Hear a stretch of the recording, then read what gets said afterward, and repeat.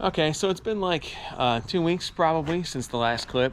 We were waiting for the transmission to get rebuilt. Then we went on the East Coast Bronco roundup, which we're now back from, of course. And I'll do another video talking about what all we did that week. But I did get a phone call while we were out there saying that her transmission is done. So that's super cool. So the weather's pretty awful. It's been raining nonstop. So I'm gonna set this camera down. I'm gonna get this thing out of here, get it in the truck. And I'm sorry, get it in the garage, get it out of the truck, get it in the garage, and then I have to unpack my tools because we just came back and I haven't even had time to unpack any of my tools yet. But we'll get that done, and then hopefully it does not start to rain, and we'll roll the transmission under the truck and see if we can't get it bolted in today. I don't think we can put a transmission in this kind of weather.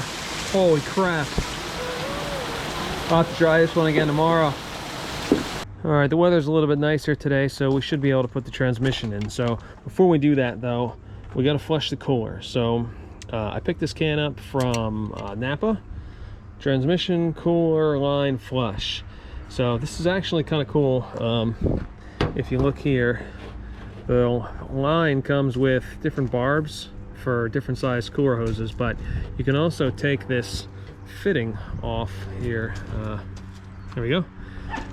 And now we have a 5/16 fitting, which is actually really convenient because that is, of course, what Ford used for our trans cooler lines. So what we're gonna do is we can hook it up directly to this line right here.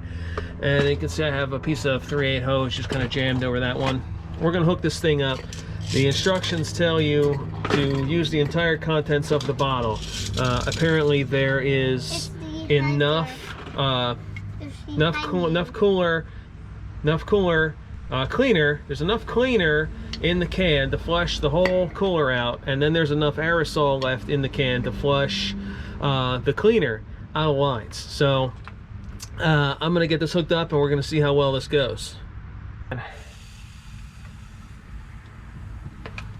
you doing? It's actually pushing a decent amount fluid out. I guess that makes sense.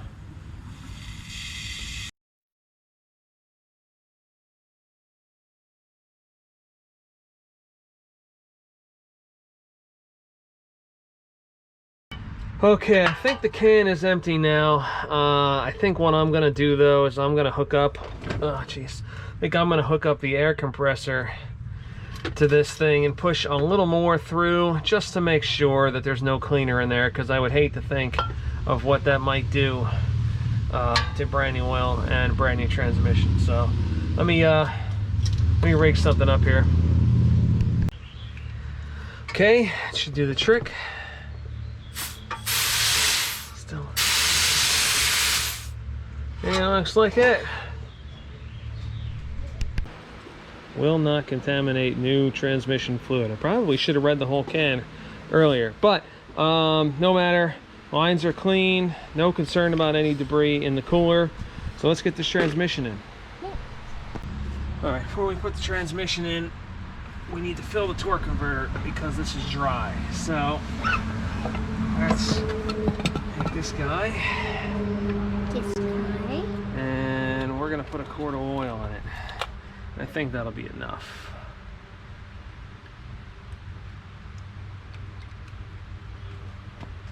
Hey, bud. What are you gonna do? Well, maybe a half quart will do it. That'll do it. Half quart will do it, bud. Okay, now we gotta put this back on without spilling oil all over the place. You're gonna spill oil on this? I don't want to spill oil all over the place. Okay. Whoa! Okay. Watch out, Jameson. Come on. There it is. 3. And she's seated. Okay. Let's get this thing under the truck. I hate this part. Putting the transmission in on the ground sucks. All right. Up.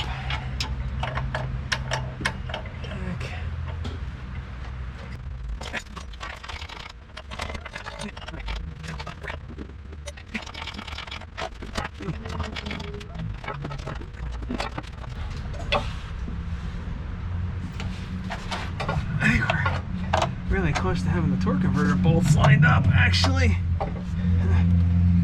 I need a light or something.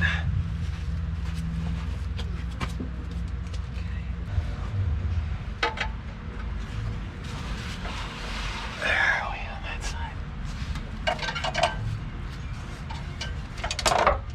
Okay, that dowel is lined up. That's cool. Oh, right there. Right there. Holy crap. That's it. I gotta get another bolt. I gotta get in here. Somehow, I gotta get in here.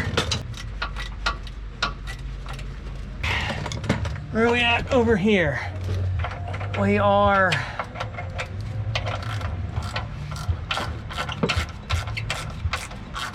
Okay. That's a good start. We're not going to go any farther. I see the converter studs are coming through the flex plate, so that's good. Let me go grab a couple more bolts and get the other one started. This is riveting video footage, I'm sure. I don't even know where to aim the camera. There's no good way to film somebody putting bell bolts in, so you're just going to have to believe me and understand that this sucks. Okay. I see it. You see it, bud? Yep. Okay, that's good. So that's... You're gonna fix it? We are gonna fix it. That makes 4. No, Okay. Oh, you're gonna fix it? No, we can all. We can all fix it? Yeah. Okay. Fix mom's truck. Yeah. Okay. Now I just gotta get these... The transmissions Now I just on gotta... backs. Hang on. Now I just gotta get these last 2 in the top. If you have never done this before, I feel I should warn you, don't pull the transmission in with the bell bolts. You can, I'm trying to put them all in because I'm gonna use them as a guide to help shimmy the transmission up in place. And then I'll slowly go back and I'm gonna torque these bolts down as I'm going. But it is super important that if the transmission does not want to go up against the motor, do not pull it in tight using the bolts, because yes, it's true that you might get it to go, but if everything isn't fully lined up and the converter's not seated in the flywheel and when you pull it in, there's a very good possibility that you will damage either the front pump seal or the bushing in the front of the pump, or do some other kind of damage that will require removal of your transmission. So just make sure when you're doing this that you take your time. So got our transmission pulled up nice and tight. It's seated up against the block. You can see I didn't pull it in with the bolts. I was able to get it to just kind of slide up in. There's no good way for me to show you that the nuts for the torque converter or through the flex plate, because I can barely see it. There's no way I'm fitting the camera in there. So you just have to take my word for it. Everything is in, transmission's all lined up. So I'm just gonna go ahead and I'm gonna snug all these up. I have to take the top 2 back out because the driver's side, there's a clip that holds the fuel lines, and I gotta put that one back in. And then over on the passenger side, the top one holds the dipstick tube. But I wasn't worried about them right now. I really wanted just to get the transmission seated properly against the block, because once I snug the other, I'll snug them all up and then I can take one out at a time, hook the fuel injector lines up, put that one back in, then I'll take the other one out. That way, with the other 5 torqued down, the transmission can't move, and then we'll go back and we'll tighten down our converter bolts. Okay, I threw a new O-ring on there. The old one was basically plastic, so now I gotta shoehorn this thing down there, and hopefully I can get it in. Let's see. You are down there, and this is gotta be this way. I think I'm gonna have to go. There's it. Something like that. I gotta go. Come on.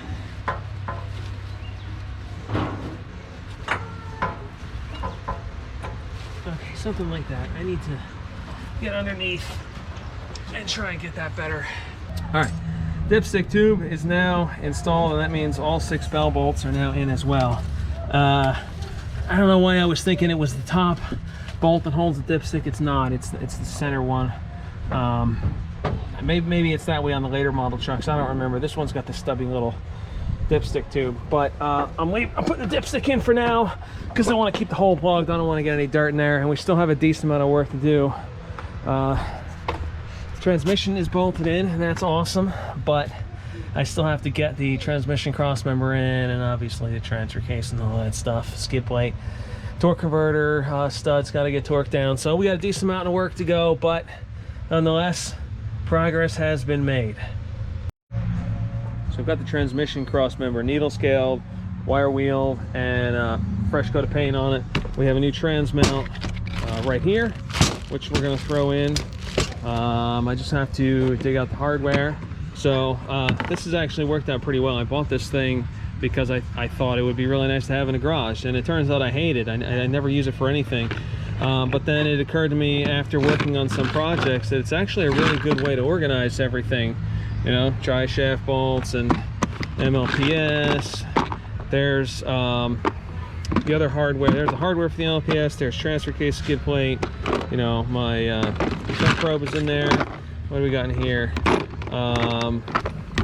This looks like transmission stuff. Transfer case hardware. Here's our transmission crossmember hardware, and here's our trans bolt. So this actually just kind of worked out really well. Helped me keep everything organized so I didn't lose anything. So anyways, enough chit chat. Let's get this trans mount installed and get that cross member in the truck. Okay. That thing goes here? Yes. Yes, this goes right here, bud. On back? On the back of the transmission, that's correct. My mom could drive it Very soon. very soon.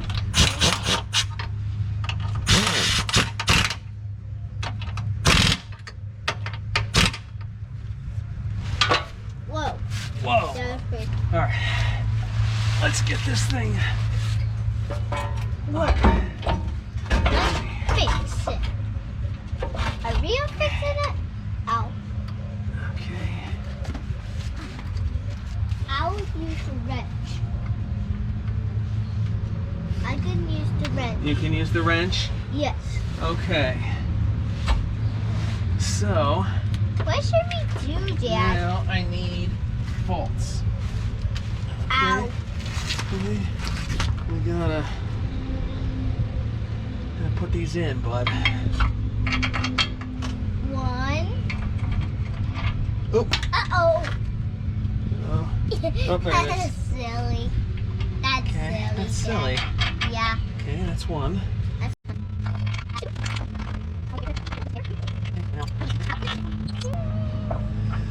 Okay, now we gotta go to the other side. The other side. The other side. Okay, bud. I gotta go to the other side.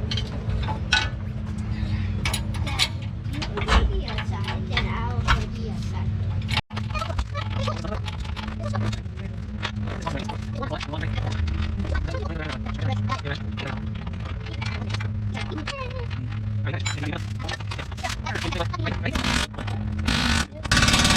Okay, that's 3, and I gotta come over to your side, okay? That's a lot of work. All right, are you ready? Ready. Are you sure you're ready?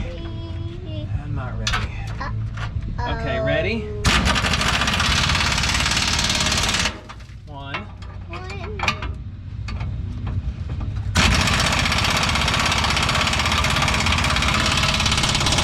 2.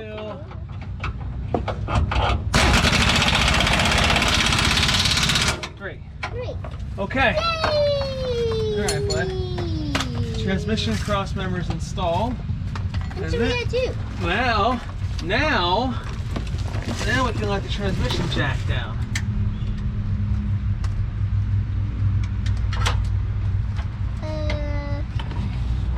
How should we do it? Watch. Yeah, watch. Watch,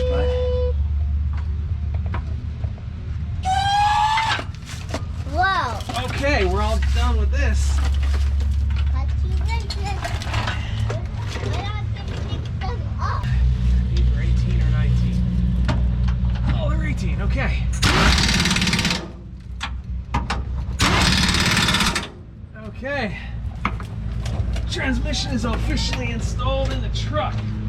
All right, transfer case is installed in its new home. So I think I'm going to move over here now, and we'll get the transmission and transfer case linkages all hooked back up. All right, we're gonna install the MLPS now. If you've never messed with one of these before, you gotta install it in neutral. There's a little like mark here that has to be lined up, and that's how you know it's installed correctly. So we can slip this over the shaft like so, and there's a little bit of wiggle in the bolt, so you kind of just get it set and then just torque these down right where it's at, and that's all there is to it.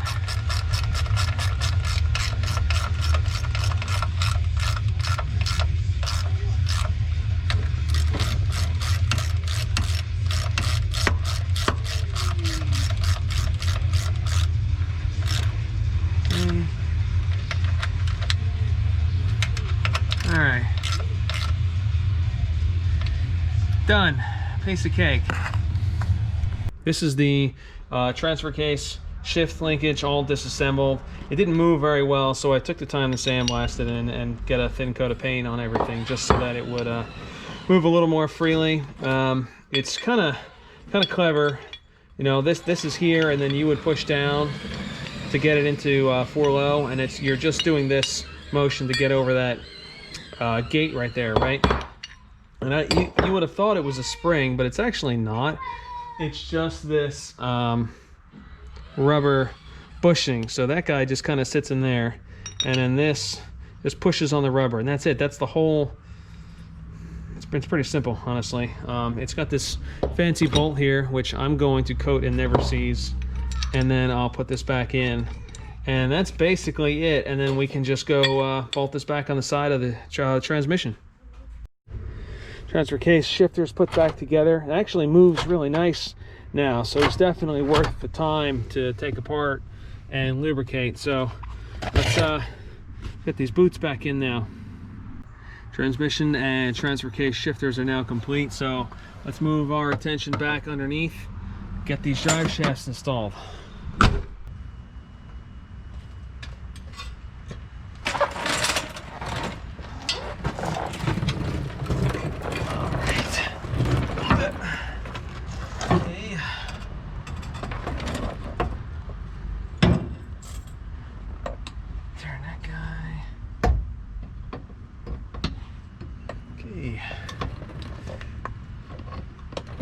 Front drive shaft is going back in.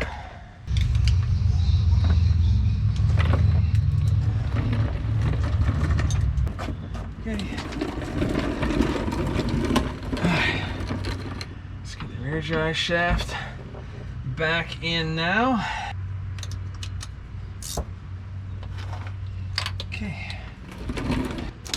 Okay, so this is the vehicle speed sensor. This is what the early trucks used for the E4OD. Would have also been used for the cruise control too. The problem with these things is, as you can see here, it's starting to crack, and eventually this crimp's going to let go. And when it lets go, the speedometer is going to stop working. The transmission will stop shifting. It'll be a big problem. However, all of the aftermarket sensors are garbage. So, and this one doesn't seem to be throwing any codes. So we're just putting this one, I gotta clean up a little bit. We're just putting this one back on, and hopefully we don't have any problems with it. And if we do, we'll have to, unfortunately, buy an aftermarket one, yeah, and see if we can get it to fit. But you know, hopefully it doesn't come to that, because I said I've never got an aftermarket one that fits. So let me this stupid thing back on, and we'll put the cable in. Okay, let's get this speedometer installed. There we go. There we go.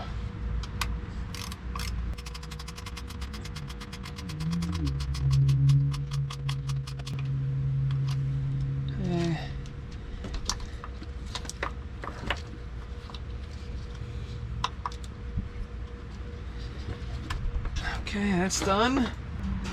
All right, both drive shafts are done. Speedometer cable's hooked up. Linkages, electronics.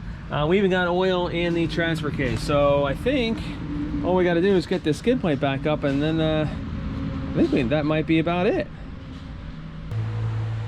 All right, I did forget something. We got to replace the starter because this one has that big crack in it right here. It's about ready to whatever. So I do have a new starter, but we are not going to be going with the original starter. This thing is a behemoth. We did this conversion on the 88. We're going to do it on the 90 as well. This is the PMGR starter that goes on the newer trucks. I don't know if they switched to it in 92 or 94, but you can see, as I've shown before, this is just a way smaller and way better starter. So starter itself is a direct fit, although we do have to do a little bit of wiring. You can see this one, the battery, shouldn't say battery cable, power from the starter relay comes straight down to here. Hey bud. What happened? This is the old starter, buddy. We got to replace it. And then this one, we are going to send battery power down here, and then we're going to send a trigger wire down here. So I've covered this before. It's minor. You're only adding one wire to the truck, and it's just 14 gauge. It doesn't have to be anything crazy. So I'm going to bolt this in, and then we will get it rewired, and hopefully here another half hour or so we'll be able to put some oil in it and turn the key and get this thing running. This is the original cable for the starter. The length is fine for the new starter, but this hole is way too small to fit over the larger stud. It actually needs to be the same size as this one. And I could nip this off and put a new end on. It should be long enough to work, but the wire is fairly corroded at both terminals. So, and I already have 4-gauge cable, so we're just going to replace it. So, to that end, this is our new high current cable, and then you can see I have a piece of 14 gauge just kind of taped to it for now. This is going to be our new trigger wire.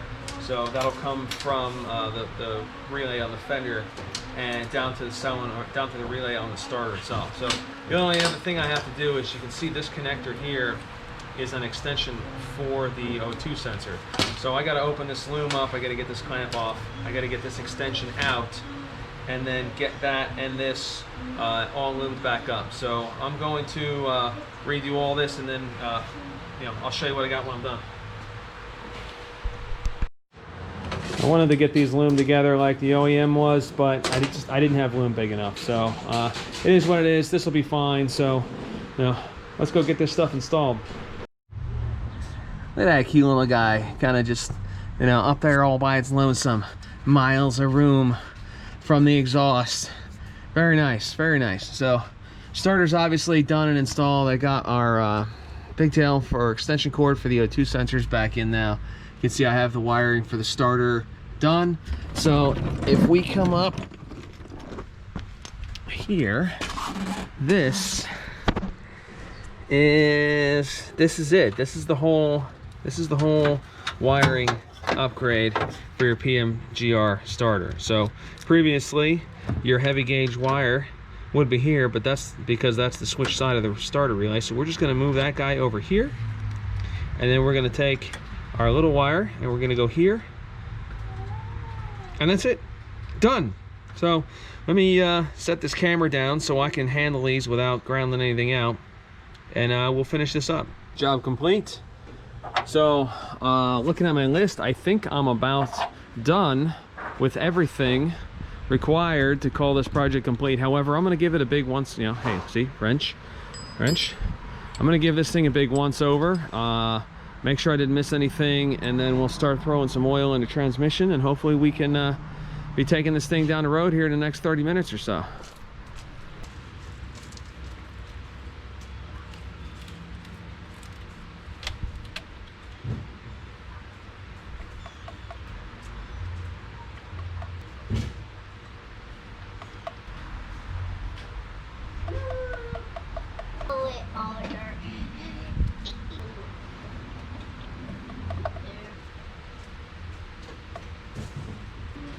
Yeah, that makes 17, so technically that's full, although I'm going to assume with the big transmission core it might take a little bit extra.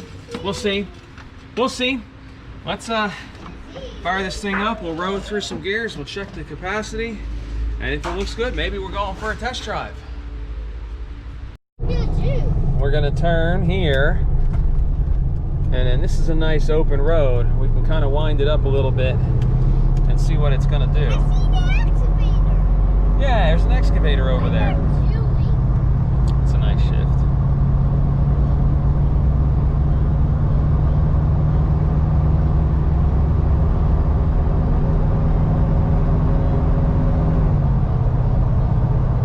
Oh yeah, this thing's nice and smooth. Right on. Okay. I think we're just gonna cruise for a little while, and you know, we're already up to what, like about 150 degrees on the transmission temps, which is really good. So I think we're just gonna cruise for a while and see how this thing does.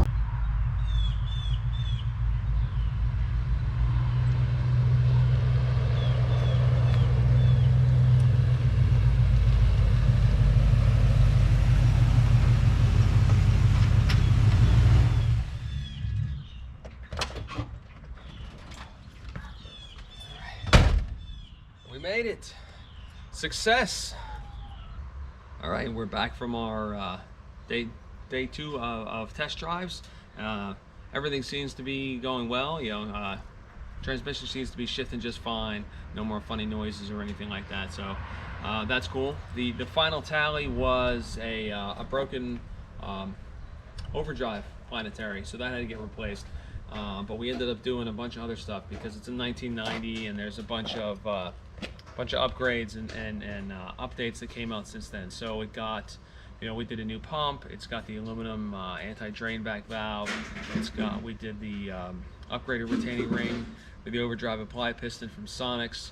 It's an early model trans, so it's got the center support with the bushing in it. So that got replaced with not the center support didn't get replaced. Center support got modified to take the bearing, and then Sonics has a steel wear ring that you can fit that up with. So that got done.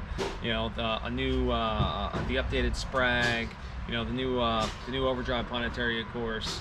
You know, full shift kit from Superior as well. So it got, you know, basically every update it's going to need to live a long, happy life. So that's, you know, great news as far as I'm concerned. I don't want to do another transmission. I'm tired of doing transmissions. So, but yeah, no, it drives nice now. It, you know, it rides nice. It shifts nice.